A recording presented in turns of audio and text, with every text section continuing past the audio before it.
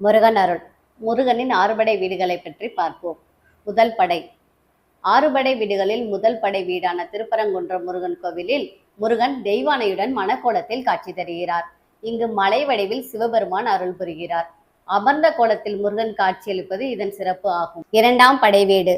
முருகனின் இரண்டாம் படை வீடான திருச்செந்தூர் கடலோரத்தில் அமைந்துள்ளதால் திருச்சிரலைவாய் என்றும் ஜெயந்திபுரம் என்றும் பெயருண்டு.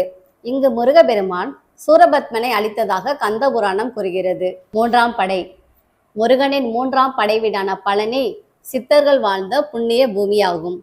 பழனி முருகர் சிலை போகர் சித்தரால் நவபாஷணத்தால் உருவாக்கப்பட்டது.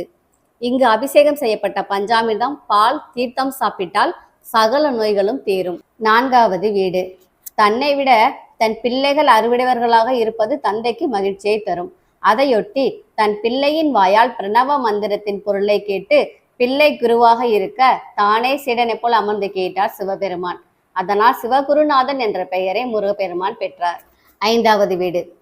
திருச்செந்தூரில் சூரனை வதம் செய்த முருகன் திருத்தணிக்கு வந்து கோபம் தணிந்து சாந்தமாக அமர்ந்ததால் தணிகை என இவ்வூர் பெயர் பெற்றது. வேடர் குலத்தில் பிறந்த வள்ளியை முருகன் காதல் திருமணம் புரிந்து கொண்ட இடமே திருத்தணியாகும். அருணகிரிநாதர் முத்துசாமி தீட்சிதர் ஆகியோரால் பாடல் பெற்ற தலம். ஆறாவது வீடு. அறுபடை வீடுகளில் ஆறாவது வீடாக விளங்குவது சோலைமலை.